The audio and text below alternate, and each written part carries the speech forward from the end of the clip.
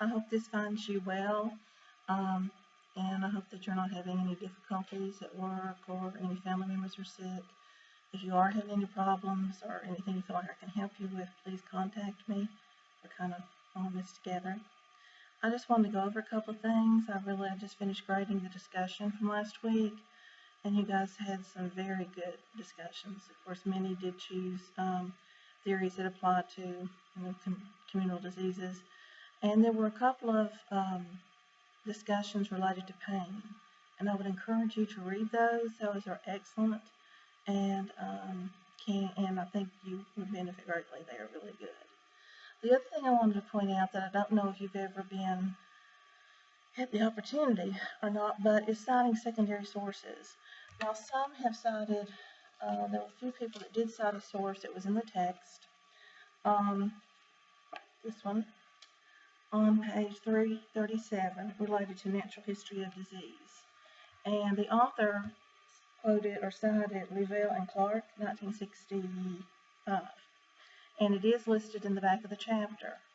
Now, but you didn't actually get to read the source from Revelle and Clark. So what you do is you have to indicate that this is a secondary source and that it was, as cited in, and then the person that wrote this chapter. I'm not sure which one that is, actually.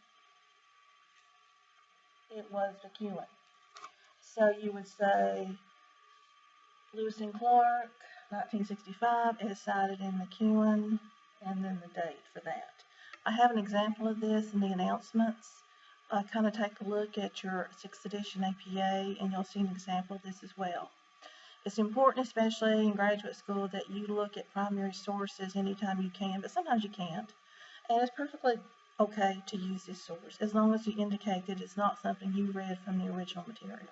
And so that's just what we're trying to communicate with this. So, but, otherwise, everyone did a really good job.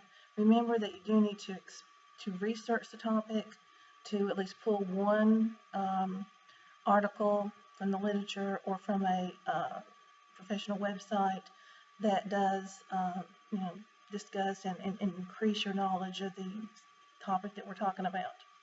So it is important to do that and to use an outside source for your reply post and your initial post. And so that's why we have that. Now, this week we are looking at theories in management. We're in week 11. And so please look at the materials there. There are several management theories that are out there. And our discussion, you don't need to reply to this, replies to this discussion. It is, just think back to the last time a major change occurred in your work environment. Was the change a planned change? What were the driving forces, restraining forces? Who was the change agent? Did the change occur as planned? What might have been done to improve the process? So you kind of want to look at change agents and also the, this type of change theory in the literature. And just, really you just need to look at, sometimes just look at one article that you can use normally for, your initial and reply post. But sometimes you do have, a different one for the reply post. There are no reply posts for this one though, so you just have to turn it in by Sunday by midnight. Again, if you're having any problems with this, if something has come up and you just really can't get to it, just please let me know and we can make arrangements. I hope everybody is well.